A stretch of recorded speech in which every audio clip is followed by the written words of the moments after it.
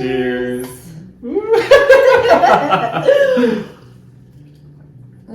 That's good. Yeah. Hello, my lovely soulmates, and welcome back to the channel, you guys. Today I have a very special someone with me. Oh my goodness. I have my best friend of like going on 20 years. Yeah, crazy. 18? I think 17, 18, yeah. Yeah, my best friend for like ever. He's practically a brother of mine. His name is Dianel. Hello. And I'm so excited to have you. Me too. I'm nervous, guys, so. Yeah, he's nervous, he's shy. I'm kind of putting him on the spot right now. But it's a conversation that we talk about so like in depth.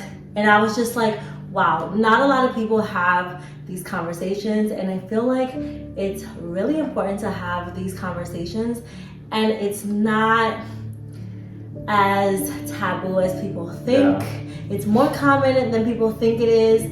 And yeah, I'm excited to get into it. I think there's a lot of like lack of knowledge. Yes. So I think it's important to have conversations because there's so many different layers and dynamics that go into what we're going to talk about. And I wanted to have a very open and honest conversation, and I wanted to have it with someone who is also LGBT and can provide a lot of different perspectives.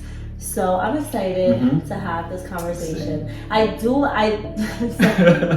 so funny because someone that's actually really close to him is a bisexual man and has a completely different perspective than us. So it would have been perfect to like have him be the third person, but unfortunately he has to work. And so we're gonna do this and try to be as open-minded and give you guys even his perspective, because we went as far as having a conversation with him. Because we did not want to be one-sided and unfair, and so hopefully you guys enjoy this topic. We're like dancing about this. Okay, so we're gonna get into the DL conversation, which for those of you that do not know what that is down low people. Yeah, it's not just men. Yeah, there's also down low females. And just to be clear, I am an openly bisexual female, and Dianel is openly gay. Yeah. So we are both part of the LGBT community, and it's something that I think makes us sad. I think when we think of someone who is unable to live their truth, it definitely makes us sad, but it's also so relatable, because I think we have so many challenges that it's like our heart really goes out to them. Yeah. You know? I can understand it too from me being, 15, 16 years old and also not really understanding the world, the way that it works, and what I was feeling too, and navigating that. It's hard, and age is such a small factor in coming out and being able to have that conversation. So you can't necessarily judge somebody who maybe in their adulthood that doesn't feel comfortable having that conversation, because you don't know where they come from or what experiences they've had. Yeah, absolutely. But I think for us today, when we go into that DL conversation, I think where we both agree, which is where the third person kind of disagrees, is the deception and the betrayal that comes with being involved with someone that is in the DL. It's a domino effect. It can be harmful, and it's not always intentional, but sometimes it is. And then, it can be a very one-sided street, dealing with somebody who's DL and the other person being more open, because you almost feel like you have to cater to that person a little bit more, because you don't want to out anybody and you want to be respectful, and so there's a whole domino effect that comes in after that too. So then I'm gonna ask you, as a gay male, openly gay male,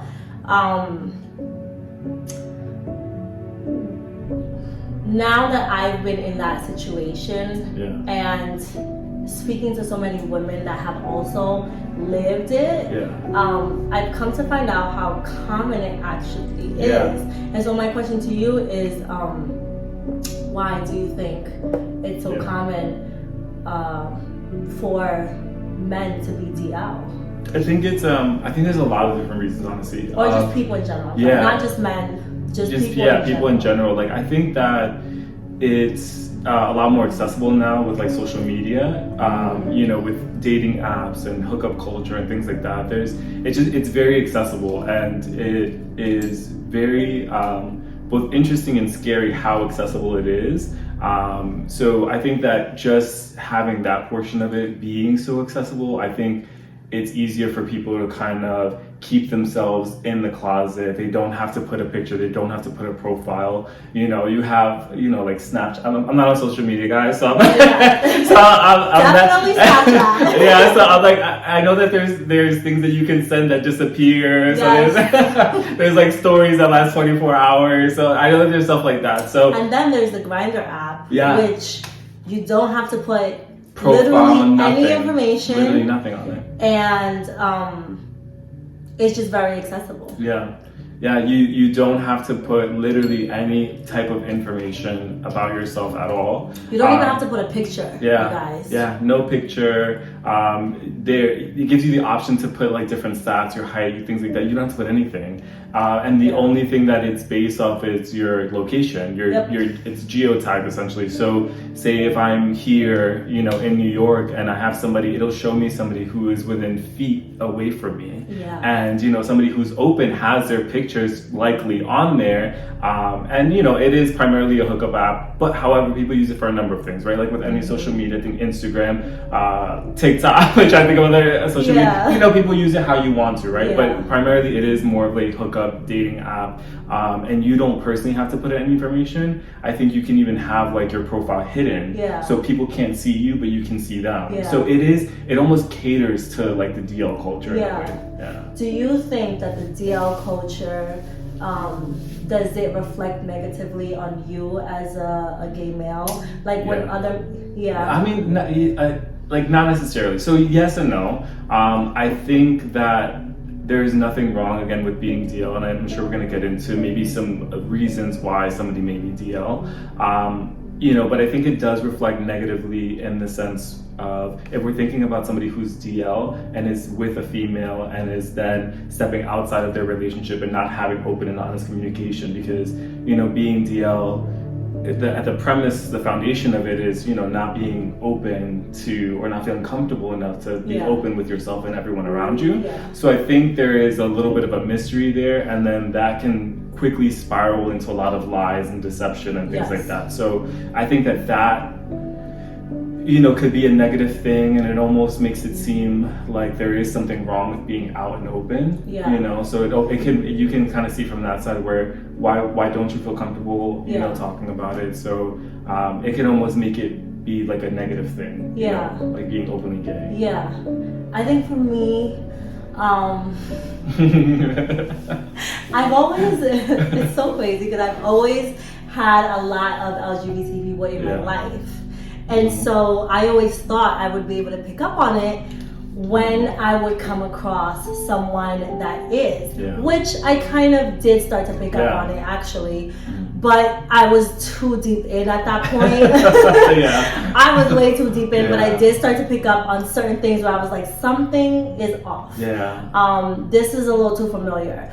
But I had that, I was humbled in a way because I thought, one, I could see it, right? Like I would know. I'm like, I would know for sure. And two, I thought it could never happen to me. Like, why would it happen to me? I'm like the most open, I'm literally an open bisexual female. Like, I'm the most open person ever. There's no reason. You feel like, what is the reason what for is you the to reason for you to even laugh?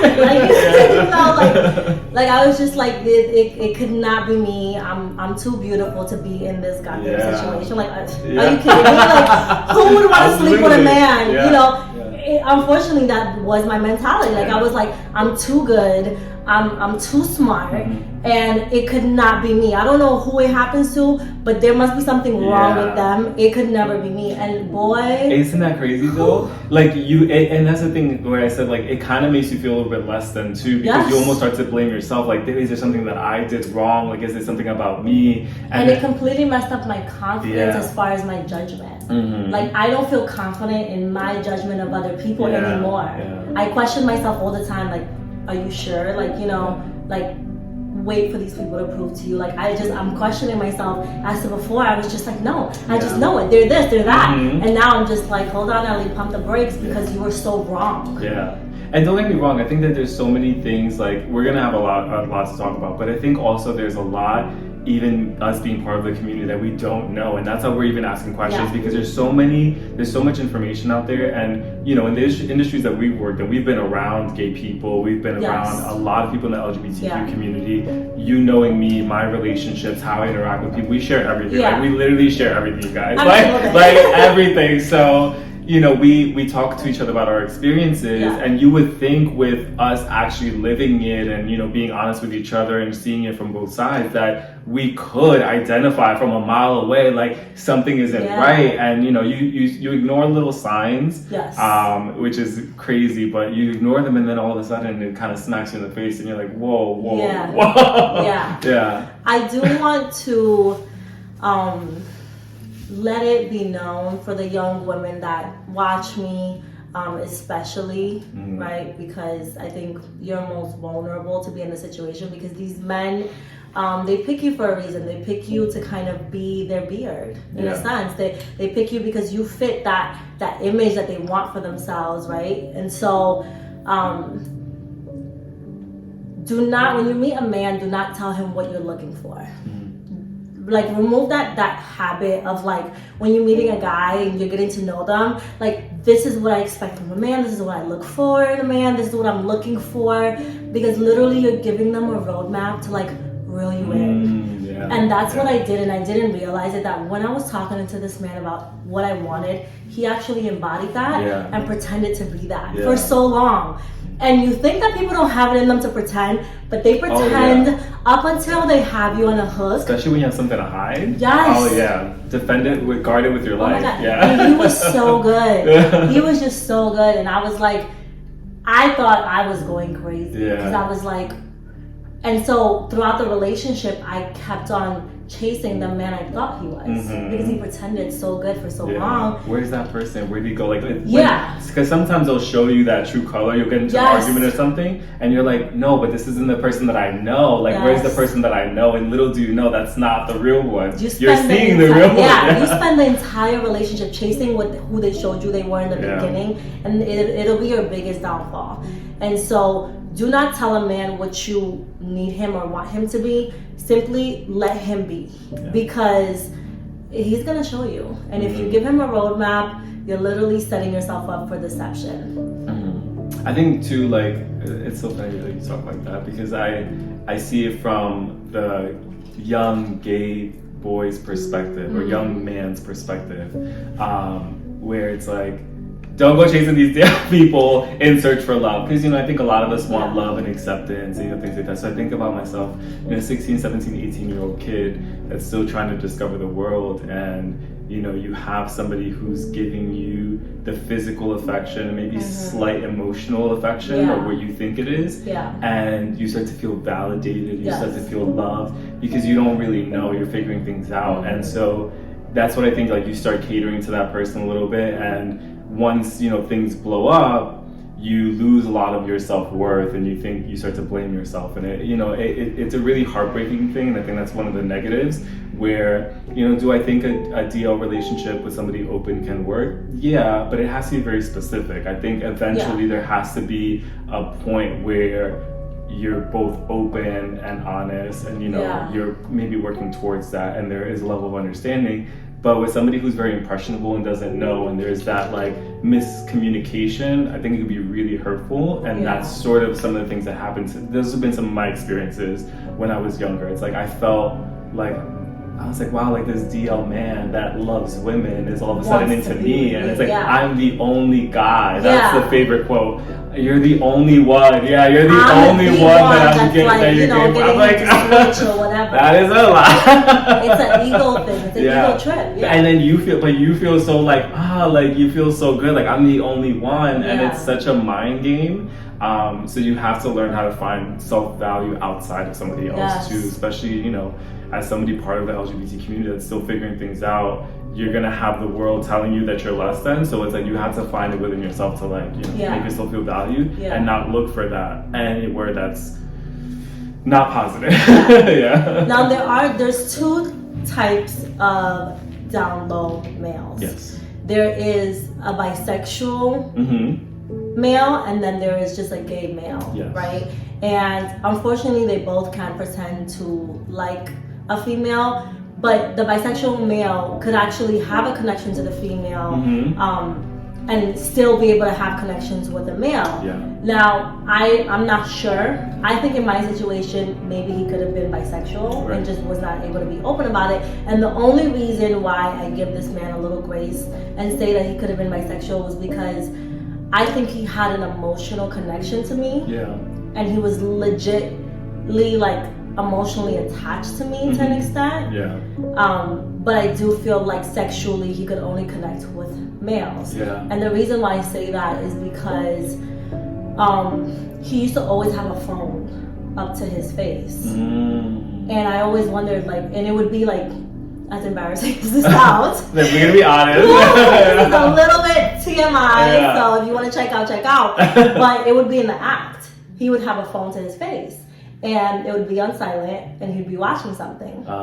And so, me at first, I'm just like, oh, maybe he's into like some really kinky stuff. You know? I'm into some really like off the wall stuff too, so I'm not Let's do it, judging. yeah. You know, I was just like, maybe he's just not comfortable sharing that with me yet. So I just let him have his moment. You know, I let him do it, but the phone never came down. Like he never let go of the phone to the point where I started to be uncomfortable, and I was like, put it on the screen, like let's watch it together. You know, I don't care what you're into, like you know, let's do this. Like if you want to go there, let's go there. It was, and really he a was disconnect. like, He was like blocking you out. So that's kind of the sucky part. But the thing is, when I would react that way, like put it on the screen, like he would like shut down.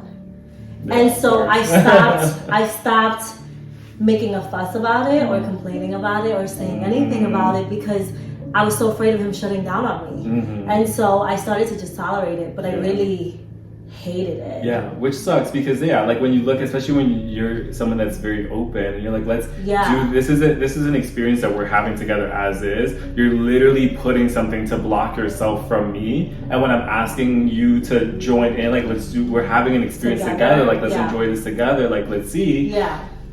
You're shutting down, so it's almost that's like why I felt like sexually so crazy. He could not connect to me. Sexually he connected to males and yeah, like it was just that was one of the biggest struggle. Yeah. And so that's why I would like to say maybe he's bisexual, but maybe he's just really just gay. Yeah. And the thing is though, and it's funny you say, so obviously she knows, but I'm gonna say that's what she doesn't know. So growing up, like I was with girls. Like I was just with girls in like my early teenage years. All through high school, well, all through middle school and some of high school, he dated women. Just girls, So just girls, and you know, I was with girls intimately, and so the interesting thing for me is it was much easier to be physical with a female, but I didn't have that emotional connection the way that I had with a guy. So I had a complete opposite experience, like, you know, me just sort of figuring things out. I was always very honest, of course, but I just I was figuring things out. And even, you know, I say to this day, I think with a woman, like they're beautiful, and I can see a person and say that they're physically beautiful. It doesn't make me bisexual. I know that the emotional the connection that I have with a man is completely different than anything that I could have with a woman. So I think with like bisexual men, I think there's so many layers to bisexual men too, or just bisexual people. Like some of them are like, you know, 50-50. I like them both equally. Some people don't care about the gender, and it's more of the connection, the emotional connection they make with the person. So it doesn't even matter if it's a guy or a girl. And then some people, they're able to connect with only one emotionally, and then the other one physically. Like I've come across bisexual women where they were just like, yeah, I could sleep with you, but I could never like be in a relationship with you. And that is a form of bisexuality. Like, they're into women, but only physically. They're not into women emotionally. So I'm not really sure, but I will say for bisexual men, I understand the idea of down low. And the reason why I say that is because bisexual women is a little bit more acceptable, right? People are like, oh yeah, it's bisexual, it's glamorized, it's amazing, it's sexy, it's like, you know, it's a turn on. But for men, they don't get that grace. If a man has had relations with a male, you're gay. Like, you don't get that grace of like, you can be bisexual. It's just like, you're just gay. And so for men who are bisexual, maybe to avoid being put automatically in that category, they just will live that life on the down low because it's an easier thing to do. Yeah, I agree. I think men have it, and I guess it's maybe that macho sort of culture, which is like the toxic masculinity nonsense. You know, when it comes to guys, like you said, any type of connection, even if it's just a kiss, a thought, anything, is just, oh, you're gay. Like, you have to be gay. And I think you kind of spiral, and then the way that society sees you. Then there's also like cultural things, you know, so like, you know, your background, where you're from, religion, you know, things like that. So, which I totally connect. Which I can totally understand. It's a lot of battles. It's a lot of self-acceptance, self-forgiving, and if you have not done the work to accept yourself, then I think that's why you cannot be open and honest with other people. And I think like fundamentally there isn't anything wrong with the DL culture. I think the what we're talking about that sort of can spiral is the negative effects of not being honest. You know, we all operate at a different time. We all, you know, we're figuring things out at our own pace, and there's nothing wrong with that. If you don't want to openly have a conversation or put yourself forth in a certain way because you're still figuring it out, versus you're experimenting at almost the sake of other people because you're not being honest. Like, you're using people almost as a toy to figure it out. And, you know, instead of just being honest and communicate, even if it's just with that one person that you're having the experience with, say, hey, this is where I'm at. Like, I really don't know. I'm still figuring things out. Because me now in my early 30s, I was gonna say 20s, Jesus Christ. In my early 30s, if I had somebody who was DL, you know, try to date or approach me, I would respectfully decline. I'm at a point in my life where I think it gets a little murky, and there are certain battles that come with dating somebody who's DL, even if they are being honest and things like that. It's just a battle that I already have dealt with once, and I wish you all the best. And if you need a listening ear or anything, I'm here for you. But romantically, I just can't do it. I'm very affectionate. I like to go on vacation together. I like to hold hands. I like to kiss. I like to hug. I like to introduce you to my friends and family. You know, and that wouldn't be able to happen. Just those little basic things. So I couldn't do it. But again, if the person is being honest, I think fundamentally there isn't anything wrong with it. It's just the ripple effects of somebody who's confused and then not being honest at the same time. So let's dive into that, because, and again, I'm speaking from personal experience. Same. So we're both speaking from personal experience. So for me, the downsides, because I do think that I want to have some grace. I want to have some grace towards people who are on the down low, but being the person that was on the other side, it was very detrimental for me, my mental health, my self-esteem, dealing with this and being stuck in a web of lies. I couldn't tell what was the truth, what was the lie. The deceptions, it was just like, the deception is like the tippity top of, you know, the chaos that it is to be with someone DL. And I think initially, had he told me, I don't think I would have broken it off with him, if I'm being honest. Had he told me in the beginning, because honestly, I like everything he showed me he was.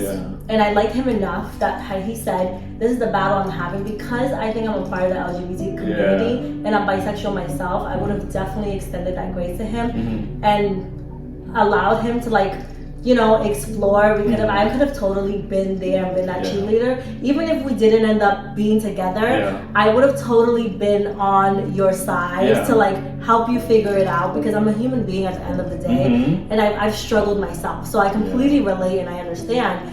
The thing it was, and this is like the downside, I want to speak to it, is pretending to be something and someone you're not to get someone, and then manipulating them whenever they bring up something is wrong. You put it back on them. Like, I'm behaving this way because of you, because you are not being the way I want, you're not being as submissive as I want, you're not behaving, and so because you're doing that, I'm doing this. And like little things, like little things, like literally picking fights from nothing, just to be able to be like, I'm getting dressed, I'm leaving the house, so you can't question where I'm going, and you can't question who I'm with, and then saying things like, I can't have guy friends. Like, he would make a fuss about me having guy friends, literally to the point where I didn't have no friends. Like, I pushed away all the friends I had in Houston, and I had a lot of male friends in Houston. I was not seeing anybody, and he was like, well, because you wouldn't want me to have girlfriends, right?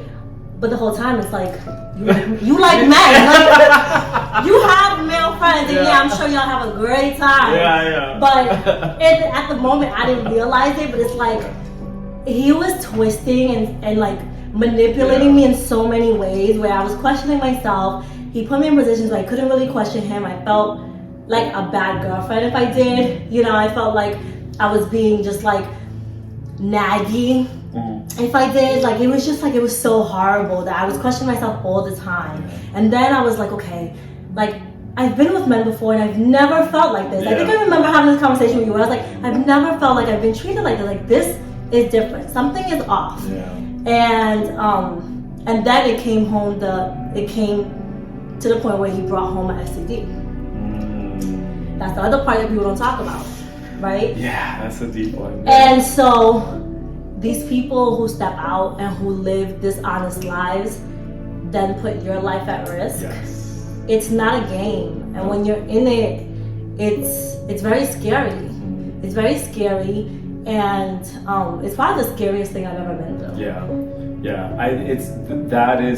That's one of the big ones, I feel like, too, because it's like, you're not just emotionally damaging somebody, you're literally causing physical harm to somebody who is not even aware of anything. It can happen with a normal cheating relationship, right? Heterosexual. However, the facts are, men, because that's what we're talking about right now, who sleep with both men and women unprotected are at much higher risk for a lot more types of STDs. I'm sure you guys can imagine what I'm talking about. And so, it's very important for, we as individuals try to protect ourselves as much as we can, but you would think you being in an open and honest monogamous relationship, that's something you can that's something that you discuss, and you're just like, okay, like, this is between us two, whatever, and if we choose to explore, right, like, not every relationship is linear, so sometimes but that's communication and honesty is at the foundation of that. So if you guys are going to explore something else,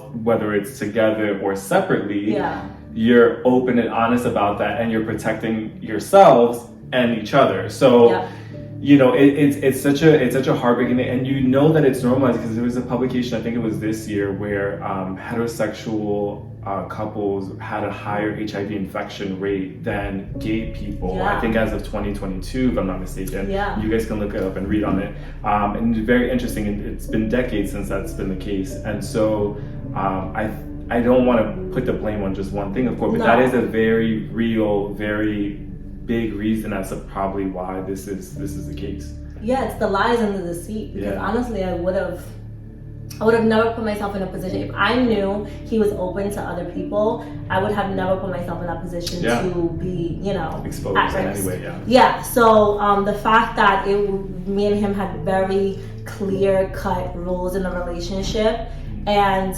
I'm thinking like, this person respects me and loves me and would never do this to me, and then it happened. And it was like, my whole world was just like, and suddenly I'm like, oh my God, like, this could change my entire life. And thank God at that point me and him were not even on that type of time, and I did not have whatever he had. Yeah. So that was a struggle he had to go through on his own. And by the grace of God, thank you for sparing me. Because I was like, I was praying on my knees. I was like, Lord, I don't know how I got here, but I gotta get the hell up out of here because this is crazy. Funny thing is, he was with me. Oh, yeah, like, what is she talking about? He was with me when I found out. Literally, the moment I found out that my boyfriend was down low. He was with me. Our other gay best friend was with me. They were visiting me at the time, and we were at the pool. Honestly, I'm tired of being quiet. At this point, like, it is what it is.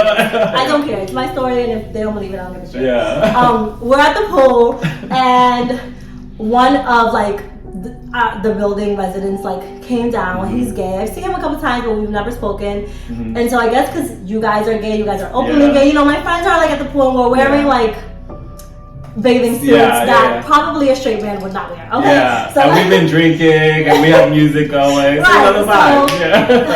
The rainbows were rainbows, okay? So he felt the vibes and he came over. He was like, hey, and we're like, come on, girl, you know, we're having a great time. And I'm like, hey, so we popped the question of like, you know, how are you liking the building? Because that was like the question, like, how are you liking it? Is it worth your investment? You know, and like such a casual conversation. So casual. Rambling. He just started rambling. He was just like, oh my God, this, that. He's like going off about all these things, and then he was just like, the scandal of it all. Like day one, I got here, and there was already a guy on Grindr trying to get my attention. He said he saw me in the building, and I was just like, okay. And then he goes to this guy, has like nothing on his profile, and so I'm like, I don't know what you look like. So I told him like, you know, when you see me around the building, like, let me know it's you so I know it's you that I'm talking to. And so he said that the guy did let him know he had a girlfriend, and he was just not open to sharing pictures or anything like that. And so he said to me, like, oh, when I found out he had a girlfriend, I was kind of like, no, because I've been in that situation. But I don't know. I'm not really sure because it seemed like there were still conversations happening even after he said he had a girlfriend. Which is toxic on its own. I feel like when you know somebody's in a relationship, like regardless of the dynamic, like but I was not judging him because at the end of the day, he's not my boyfriend, right? He doesn't owe me no loyalty. It does not matter. But yeah, I'm not gonna get into the details, but long story short, came to find out it was my boyfriend. And so I think at that point I left the pool. You left, and I was like, I needed a moment. Like you walked away, and I just remember there was at one point I kept my eye on you, and I just was like called you, and I like swam over to you. You were outside, and I was like, "You good?" And you're like, "Yep, I'm good." You're like, "I just gotta," and I was like, "All right." Like we obviously already know each other. So I'm like, "Okay, like I know you're good." She needs a moment, and then you just came back, and we're like, "It's fine." It's fine. like we kind of like talked about it. And, you know, you were still, I think, processing it in that moment. But it was just such a jaw-dropping moment. It's something I'd like straight out of a movie, honestly, because we're just all there, and we stopped, and he's looking at us like, wait, what? What did I say? What did I say? He didn't realize what he said. He didn't realize anything. He's like, wait, what? Like, she's the girlfriend. And you guys, it was like the light just left his face. He was mortified. Poor thing. He was mortified, and so I took a moment because in that moment I was baffled. I was like completely heartbroken. I didn't want to cry, so I was like, you know what? Let me go gather myself and let me come back and speak to this man because I'm part of that LGBT community, and I understand outing a down low male is not something you want to do. It could be very dangerous, especially for the male that's deciding to do that. He did it by accident, not realizing he was talking to the girlfriend. Okay, so he's in panic. This man is like almost in tears. If not, I think he was in tears. And he was shaking. I remember you like consoling him. I was consoling him because I was like, oh my God, it's okay, fine, it's fine. I was like, I don't hate you, you didn't do anything wrong, you're not my boyfriend, like, it's okay. He's like, I talk too much, like, what are the odds that I'm talking to you? And I'm like, that's God. I was just about to say, that's God. I literally said to him, that's God. I was like, I needed this. Like, you don't understand how many, like, pieces to the puzzle you just, like, I saw the whole picture finally. Yeah. You know, all the questions I had, everything I was going through. Like there were so many times I questioned, like, this man is always in competition with me. He literally is always putting me down. I feel like he hates me. Like, you know, he was just always like commenting things about my hair was not good enough. My lips were not big enough. My stomach was not flat enough. So like crazy. There was always something wrong with me. And I'm like, those times I questioned, like, does he even like women? You know? So coming to find out, because I'd be like, come on, like, you know what I mean? Like, not even become your friend, but like, come on, like, yeah, you know what I mean? It's just so ridiculous. But for someone being in that situation, that messed me up in more ways than I even realized. Oh yeah. I think my self-esteem was literally on the ground. The trust I had in myself was on the ground. Yeah. It was just a horrible situation all around, and it was not the cheating. Like, I don't care about the cheating. That was not even the biggest problem. It was the betrayal of it all. Yeah. It's a little bit of like, I don't know if I can curse, but it messes with your mind in a way. So it's a mind F. Yeah, that's exactly what I wanted to say. So it's like, you know, you put yourself, because again, you're gonna compare yourself, and you can't compare yourself to a guy. Where it's like, if it's another girl, or if it's like, if you're a guy and it's another guy, you almost compare. You know what I mean? Like, it's toxic, but like we do. You can't. Yeah, but it's almost like it makes you feel better if you see like the other girl in a weird way, and like you're like, oh, you left it, like, go have fun, you know. But when it's like a guy and you're a female and you're just like, wait, what? Because you're like, what happened? Like, it's just such a weird game that's played. It is a weird game, but that made me feel better. Yeah, I don't know. I'm the opposite. So yeah, I mean, the betrayal was, I think, it broke me completely. Oh, yeah. But I think finding out that he actually just likes to bend over for men, and he doesn't like my species, it made me stop like thinking I was the problem. I was just like, you can't be a problem when he doesn't even like your kind. Like, it's not, it's literally, you could not be a man. And he hated me for being female. I felt like he hated me for being a woman, you know? And so finally I was like, it's not me. It's you. Like, you know, like I knew it this whole time. I knew it wasn't me, but it's just like that confirmation, it healed me in a way that like I understood. You know, and so at that point I was no longer in love with him, because I remember being at the point letting you know, like, I'm gonna leave him. Like, you know, bottom line is, this relationship is horrible and I'm done with it. It's like, how am I going to navigate it? But it's going to happen. Yeah, exactly. It was kind of like, how am I going to get out of this? But I already knew I was going to get out of it. So there was no longer that love there, right? Because I think after being mistreated for so long, you just start to disconnect. And as women, we disconnect mentally before we disconnect physically. And once we disconnect physically, best believe there ain't no love there, honey. So by that point, I think when I heard that was the last thing. And there was no love there. So a lot of people thought when that relationship ended, I was so broken because I was still so stuck on him. And I was still so in love with him. Little did they know, I was not in love with that man for like months before I left him. The pain came from the betrayal.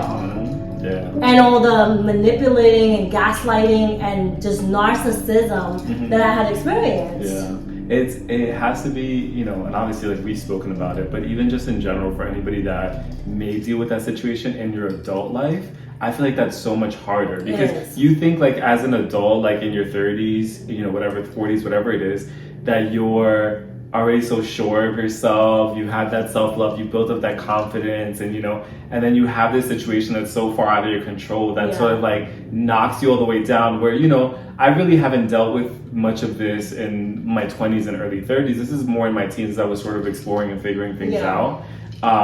And, you know, it was hard, but it's almost like, you know, everything when you're in high school feels like the world is on your shoulders. Like, it's end of the world for everything. And then, you know, you sort of just like bounce back. At least that was my experience. Like, I bounced back from it, and it was like, okay. And then I kind of started to build myself up, and I was like, okay. But I couldn't imagine going through that as an adult. Girl, like, what? You're talking marriage, you're talking kids. His family's asking you about kids. It's like the level is different. There's just so much more investment.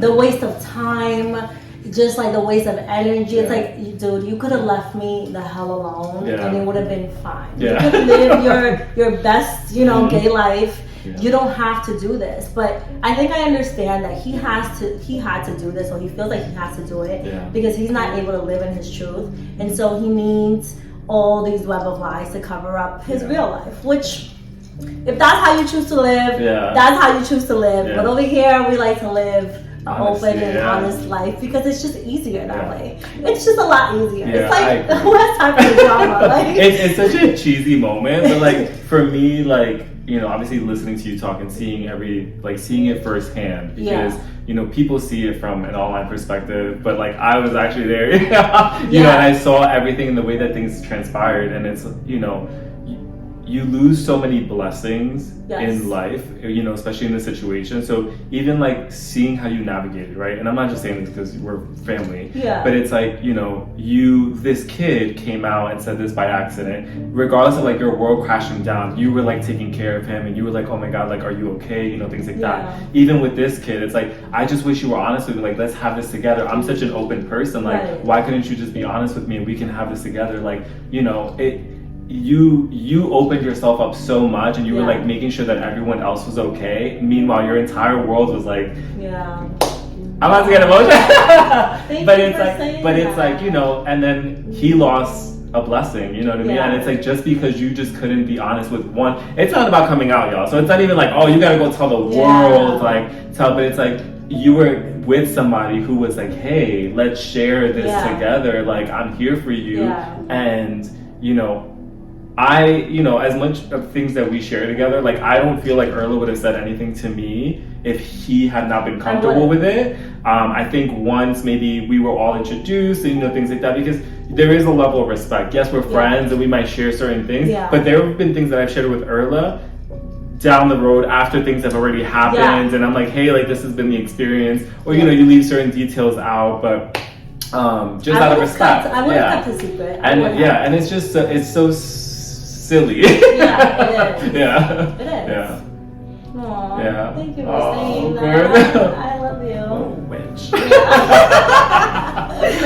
But yeah, no. But it's interesting. I think there's a lot of dynamics here. There's a lot at play here, and I know you guys see everything as entertainment on your part, which, whatever, I can't blame you. This is entertainment, right? You're sitting down, you're watching it, we put this stuff out there.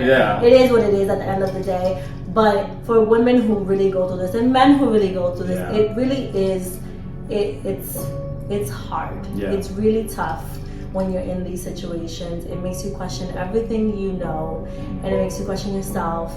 And so take everything with a grain of salt, and just know that everything happens for a reason, and thank God that He brought everything to you and removed you from that situation, and move on with your life with grace.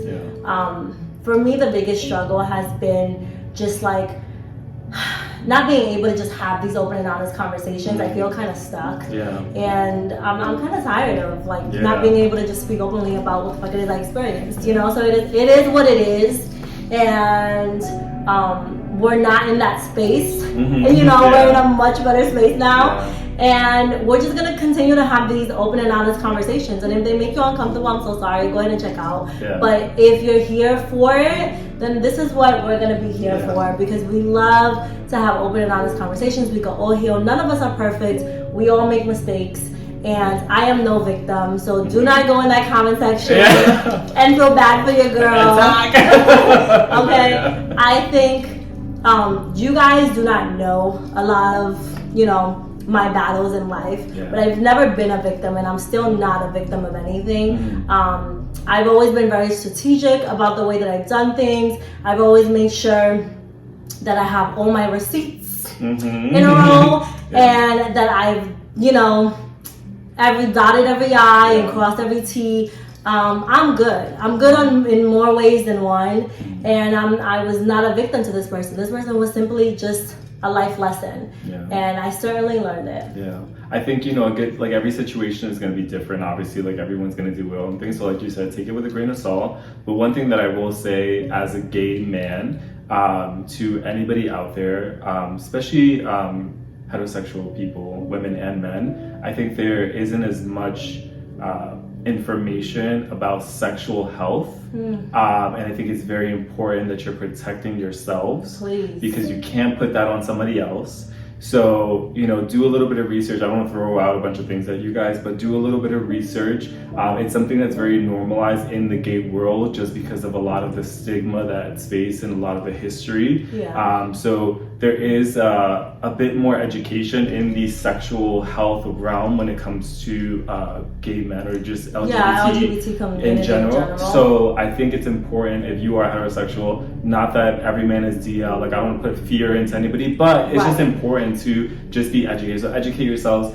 It's a beautiful world that we live in these days, and there's so many resources available to make sure that you stay protected and at all times, regardless of what may happen. So fingers crossed it doesn't, but you never know. Yeah. And honestly, if you're listening to this and you're a down low person, I do not want you to feel like you're a bad person. But just be aware that when you move through life and when you're dishonest to people, it's very hurtful. So be mindful about what you're putting out there, because that comes back to you. You do not want to go through the world just causing so much hurt, so much pain, so much mistrust in people, simply because you have not done the work to love yourself. And so just really take the time to look within, and if you're not ready, then do not get involved.